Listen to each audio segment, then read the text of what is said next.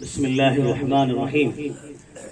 قابل صد احترام پیر طریقت حضرت علامہ مولانا الحاج سید محمد تنویر ہاشمی صاحب قبلہ صدر جماعت اہل سنت کرناٹکا، تاج المشائخ پیر طریقت حضرت سید تاج الدین صاحب قبلہ دام فضلہ، حضرت مولانا الحاج قاضی سید شمس الدین صاحب نائب صدر جماعت اہل سنت، سادات کرام، علماء اعظام، معززین، حاضرین اجلاس، محبین گرامی، عزیز بچوں، السلام علیکم ورحمۃ اللہ وبرکاتہ۔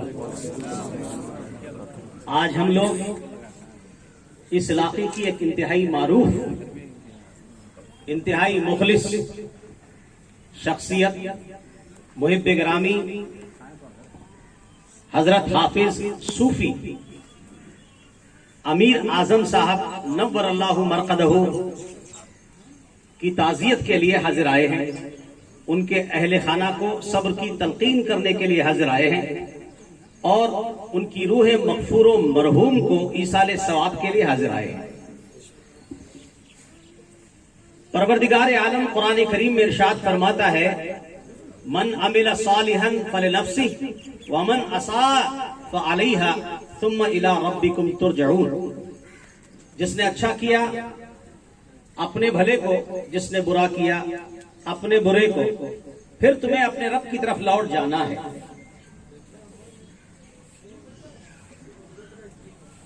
بھلائی کر بھلا ہوگا، برائی کر برا ہوگا، کوئی دیکھے نہ دیکھے پر خدا تو دیکھتا ہوگا۔ اور رب کی طرف لوٹنا ہے، موت برحق ہے۔ ہمارے آقا صلی اللہ تعالی علیہ وسلم نے موت کی تمنا نہیں کی۔ بے شمار بزرگوں سے منقول ہے کہ انہوں نے زندگی کی دعا کی، کیونکہ دنیا آخرت کی کھیتی ہے، جیسا بو گے ویسا کاٹو گے۔ ہمارے آقا صلی اللہ تعالی علیہ وسلم نے ارشاد فرمایا ہے، الدنیا مزرعۃ الآخرہ، اور کما قال کہ دنیا آخرت کی کھیتی ہے، جیسا بو گے ویسا کاٹو گے۔ اور یہ دنیا عارضی ہے، اور یہ مہینہ تو ماشاءاللہ بارگاہ بندہ نواز میں ہم لوگ خراج عقیدت پیش کرتے ہیں۔ ضمناً ذکر آ گیا ہے، ایک واقعہ ان کا میں آپ کے سامنے نقل کیے دیتا ہوں۔ ایک دفعہ چاشت کے موقع پر، چاشت کے وقت پر آپ اپنے مریدین سے اہل عقیدت و ارادت سے خطاب فرما رہے تھے، نصیحت اور وعظ فرما رہے تھے۔ تو دوران وعظ ہمسائے میں ڈھول کے بجنے کی آواز آئی۔ آپ نے فرمایا کہ دیکھو ڈھول کی آواز کتنی مہیب اور ہیبتناک ہے۔ دور سے ڈھول ہیبتناک حیوان معلوم ہوتا ہے، قریب جاؤ گے تو لکڑی اور چمڑے کے سوا کچھ نہیں، اور اس کے ٹکڑے کر دو گے تو ڈھول کے اندر کچھ بھی نہیں، بس خالی ہے۔ یہی مثال دنیا کی ہے۔ جو دنیا سے آشنا ہے وہ خوب جانتا ہے کہ دنیا ڈھول کا پول ہے اور کچھ بھی نہیں۔ دنیا بھی عجب سرائے فانی دیکھی، ہر چیز یہاں کی آنی جانی دیکھی۔ جو آ کے نہ جائے وہ بڑھاپا دیکھا، جو جا کے نہ آئے وہ جوانی دیکھی۔ اور ابھی نعت خواں پیش کر رہے تھے کہ کوئی گل باقی رہے گا نہ چمن رہ جائے گا، پر رسول اللہ کا دین حسن رہ جائے گا۔ نام شاہان جہاں مٹ جائیں گے، لیکن یہاں حشر تک نام و نشانے پنجتن رہ جائے گا۔ یہ کلام علماء انقلاب 1857 حضرت مولانا سید کافی کفایت اللہ صاحب کافی کا ہے، جن کو مراد آباد کی سینٹرل جیل کے سامنے انگریزوں نے سولی پہ چڑھایا، اس لیے کہ انہوں نے انگریزوں کے خلاف جہاد کا فتویٰ دیا۔ تو ان کا یہ کلام ہے کہ نام شاہان جہاں مٹ جائیں گے، لیکن یہاں حشر تک نام و نشانے پنجتن رہ جائے گا۔ اور جو پڑھے گا صاحب لولاک کے اوپر درود، آگ سے محفوظ اس کا تن بدن رہ جائے گا۔ اطلس و کمخات کی پوشاک پہ نازاں کیوں ہو، اس تنے بے جان پر خالی کفن رہ جائے گا یا خاکی کفن رہ جائے گا۔ تو دنیا عارضی ہے۔ حضرت یعقوب علیہ السلام کی ملک الموت سے دوستی تھی، بھائی چارہ تھا۔ ملک الموت ایک دفعہ حضرت یعقوب علیہ السلام کی ملاقات کے لیے تشریف لائے، پوچھا کیوں آئے ہو؟ روح نکالنے آئے ہو یا ملاقات کرنے کے لیے آئے ہو؟ تو انہوں نے کہا کہ میں روح نکالنے کے لیے نہیں آیا، آپ سے ملاقات کے لیے آیا ہوں۔ تو آپ نے فرمایا ٹھیک ہے، آئندہ جب میری روح نکالنے کے لیے آنا تو آنے سے پہلے ذرا انٹیمیشن دے دینا، اطلاع دے دینا، مجھے بتا دینا، کوئی میسج پیغام دے دینا کہ میں آنے والا ہوں۔ ٹھیک ہے، حکم کی تعمیل کی جائے گی، ایسا ہی کیا جائے گا۔ جب چند مہینوں کے بعد یا چند برسوں کے بعد ان کی موت کا وقت قریب آیا تو ملک الموت حضرت یعقوب علیہ السلام کی بارگاہ میں حاضر ہوئے، پوچھا کیوں آئے ہو؟ کہا کہ روح قبض کرنے کے لیے آیا ہوں۔ ارے میں نے آپ کو بتلایا تھا کہ آنے سے پہلے ذرا انٹیمیشن دے دو، اطلاع دے دو۔ کہا اطلاع تو آپ کو دیا تھا، 2-3 پیغامات میں نے بھیجے تھے۔ کہا وہ کیا ہے؟ کہا آپ کے بال سفید ہو گئے، پہلا پیغام۔ آپ کے بدن میں چستی باقی نہ رہی ہے، دوسرا پیغام۔ آپ کی کمر جھک گئی، یہ تیسرا پیغام۔ تو آپ نے فرمایا حکم الہی ہے تو ٹھیک ہے، روح قبض کرو۔ آگاہ اپنی موت سے کوئی بشر نہیں، سامع ہے 100 برس کا، پل کی خبر نہیں۔ حضرات محترم، کسی دانشور نے بڑی اچھی بات کہی ہے، یہ پیغام پیر طریقت بھی مجھ سے کہہ رہے تھے کہ آپ ایک پیغام دیجئے، تاج المشائخ بھی کہہ رہے تھے ایک پیغام دیجئے، تو جماعت اہل سنت کی نمائندگی کرتے ہوئے، کیونکہ حضرت مولانا امیر اعظم صاحب نور اللہ مرقدہ ہمارے اس علاقے کی جماعت اہل سنت کے ایک انتہائی اہم رول ماڈل تھے اور ہمارے لیے ہمارے سرپرست تھے اس علاقے کے۔ ان کے جانے کا ہمیں پرسنلی بہت غم ہے، اور میرے ساتھ تو 30 سال سے میرے ان کے دیرینہ تعلقات تھے۔ اکی آلور سے بھی 86-87 میں پنچایت گھر میں مناظرہ ہوا تھا، پتہ نہیں آپ بزرگوں میں سے کس کو معلوم ہے۔ اور 90 کے بعد شاید حضرت مولانا امیر اعظم یہاں تشریف لائے تھے، تب سے ہماری جانکاری ہے، ہماری ان سے واقفیت ہے، ہمارے دیرینہ ان سے تعلقات رہے ہیں۔ آج وہ ہمارے درمیان نہیں ہے، مگر وہ چلے گئے، ہمیں ایک پیغام دے کر گئے۔ وہ پیغام یہی ہے کہ آگاہ اپنی موت سے کوئی بشر نہیں، سامع ہے 100 برس کا، پل کی خبر نہیں۔ تو زندگی کے جو چند لمحات ملے ہیں انہیں قیمتی بناؤ، کچھ کام کرو، کسی کے لیے مفید بن جاؤ۔ حضرت مولانا امیر اعظم صاحب ہم پرسنلی جانتے ہیں کہ بڑے ہی مفید انسان تھے۔ انہوں نے علماء کی سادات کی عزت کی، مہمانوں کی مہمان نوازی کی، اور دین کے کام میں بڑھ چڑھ کر حصہ لیا، اور اپنے گھر کو انہوں نے علماء سادات مشائخ کے لیے ایک معزز مہمان خانے میں تبدیل کیا۔ کئی موقع ایسے آئے تو کسی دانشور سے پوچھا گیا کہ عبادت کے لیے بہترین دن کون سا ہے؟ اس نے کہا مرنے سے 1 دن پہلے۔ عبادت کے لیے بہترین دن کون سا ہے؟ تو اس نے کہا مرنے سے 1 دن پہلے۔ حیرانی سے پوچھنے والے نے پوچھا کہ مرنے کا دن کس کو معلوم ہے؟ تو انہوں نے کہا تو پھر ہر دن کو آخری دن سمجھو، ہر دن کو آخری دن سمجھو۔ ہر گل کو باغ دہر میں کھٹکا ہے خار کا، الجھا ہوا خزاں سے ہے دامن بہار کا۔ تو کب کس کو نکل جانا ہے، حکم الہی ہے، کل من علیہا فان۔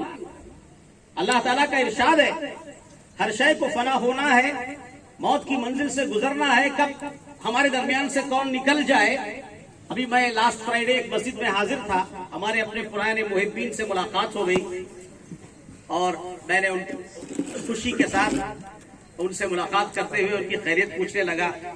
کہا ذرا مسکرا بھی رہے مفتی صاحب، کیا بات ہے؟ میں نے کہا بھائی ہر نیکسٹ ملاقات میں کوئی نہ کوئی ملاقاتیوں میں غائب ہو رہا ہے، کوئی LBW ہو رہا ہے، کوئی رن آؤٹ ہو رہا ہے، اور کب کون نکل جائے، کب کون اٹھ جائے۔ کوئی سوچا تھا کہ مولانا امیر اعظم اٹھ جائیں گے؟ ہمارے سے بہت چھوٹے ہوں، 7-8 سال ہمارے سے چھوٹے، اور یہاں بہت سارے یہاں بزرگ جو بیٹھے ہیں ان میں سے چھوٹے تھے، عمر کے حساب سے چھوٹے تھے، کام کے اعتبار سے بڑے تھے، وہ ہمارے درمیان سے نکل جائیں گے کوئی سوچا بھی نہیں، اور ہمارے سے بہت زیادہ قریب تھے، علماء کی سادات کی بڑی عزت کرتے تھے، اور مذہب حق اہل سنت والجماعت کی ترویج و اشاعت اور اس کے تحفظ کے لیے بہت سارے موقع ہیں، مجھے اسے شمار کرنے کا یہاں موقع نہیں ہے۔ بحث مباحثے کے موقع پر، مناظرے کے موقع پر، مختلف مسلکی مسائل میں، ملی مسائل میں، قوم ملت کے مسائل میں پیش رہتے ہیں، اپنی خدمت پیش کرتے ہیں۔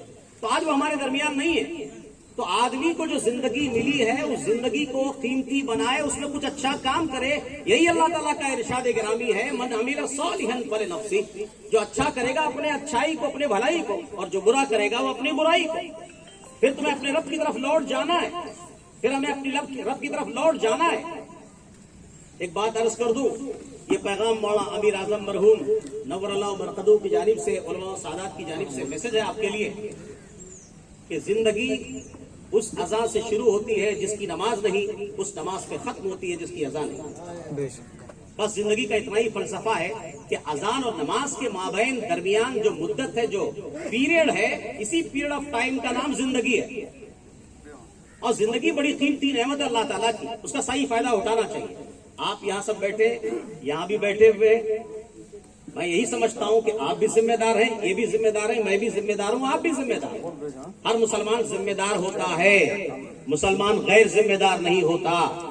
مسلمان غیر ذمہ دار نہیں ہوتا، ہر مسلمان ذمہ دار ہوتا ہے، چاہے وہ پڑھا لکھا ہو یا ان پڑھ، وہ امام ہو کہ مقتدی، وہ عالم ہو کہ اس کا فالوور، وہ پیر ہو کہ سید، وہ مفتی ہو کہ مولوی، وہ حافظ قرآن ہو کہ امام مسجد، وہ تاجر ہو کہ بزنس مین. ہر مسلمان ذمہ دار ہوتا ہے، اسے اپنی ذمہ داری ادا کرنا ہے. کل قیامت میں اللہ تعالیٰ کی بارگاہ میں پوچھ ہوگی. ہمیں یقین ہے کہ ہمارے درمیان جو مرحوم مغفور گئے ہیں، بہت ساری نیکیاں اپنے پیچھے چھوڑ کر گئے اور اولاد صالح چھوڑ کر گئے. کہ ہمارے آقا صلی اللہ علیہ وسلم نے فرمایا کہ انسان مر جاتا ہے، اس کے اعمال اور کا جو ہے وہاں سے سلسلہ ٹوٹ جاتا ہے، مگر دو تین باتیں اس کے باقی رہ جاتی ہیں. دو تین باتیں اس کی باقی رہ جاتی ہے. صدقہ جاریہ باقی رہ جاتا ہے، اس نے علم کی ترویج و اشاعت کی، وہ باقی رہ جاتا ہے، اور اولاد صالح چھوڑ کر چلا جائے وہ بھی باقی رہتا ہے. تو ماشاءاللہ مولانا امیر اعظم صاحب کے جو فرزند ہے، جو ان کی اولاد ہے، بہت ہی نیک ہے ماشاءاللہ. والد کے نقش قدم پہ اللہ تعالیٰ ان کو چلائے، قائم رکھے. تو آج ہمارے درمیان وہ نہیں ہیں. آج ہم کے لیے تعزیت کے لیے، ان کے لیے ایصال ثواب کی غرض سے ہم یہاں تمام جمع ہوئے ہیں. ہمیں پرسنلی ذاتی طور پر بڑا قلق ہے، کیونکہ جماعت اہل سنت کا ایک وہ کھمبا تھے، ایک ستون تھے، یہاں پر بہت ہی استحکام و استقامت کے ساتھ کام کر رہے ہیں. ہر مسئلے میں وہ رائے مشورہ کیا کر رہے ہیں. اور ان کا سب سے خاص وصف جو میں نے دیکھا، ایک تو مہمان نوازی اور دوسرا وصف عجز و انکساری. بڑے منکسر المزاج تھے. ہم جیسے کم علم ہیچ مدان گنہگاروں کا آتے وہ قدم چومتے تھے. اتنی تعظیم، اتنا ان کے اندر بڑوں کا ادب و احترام کا جذبہ، یہ جذبہ آج ہمارے اندر نہیں ہے.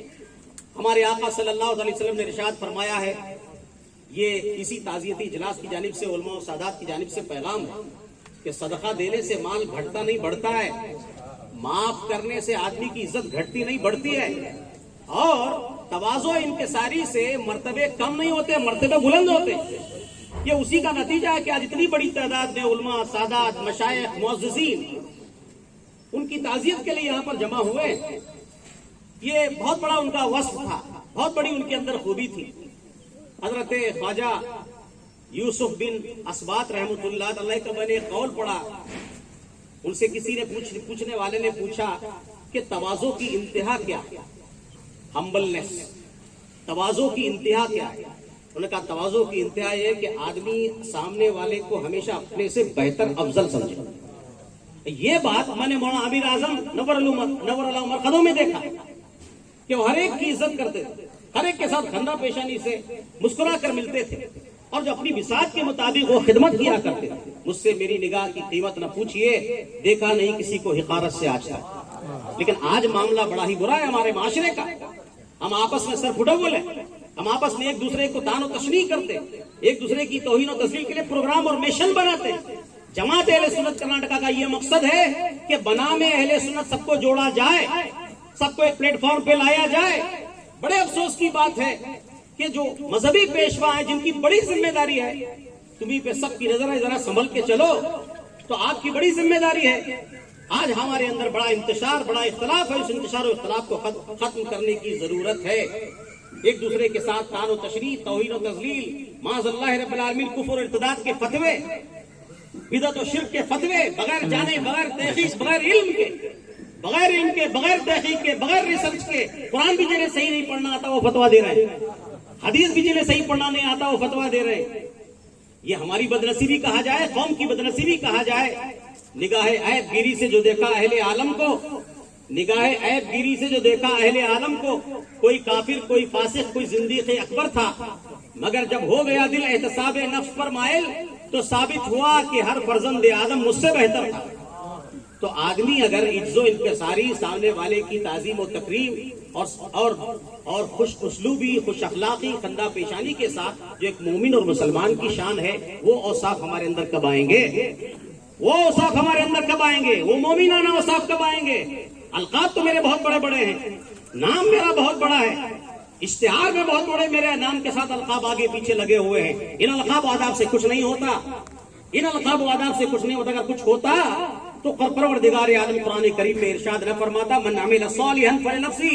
القاب و آداب کتنے ہی بڑے کیوں نہ ہوں، آپ نے اچھا کیا ہے تو آپ کی اچھائی کے لیے، اسی میں آپ کی دنیا اور آخرت کی اچھائی ہے۔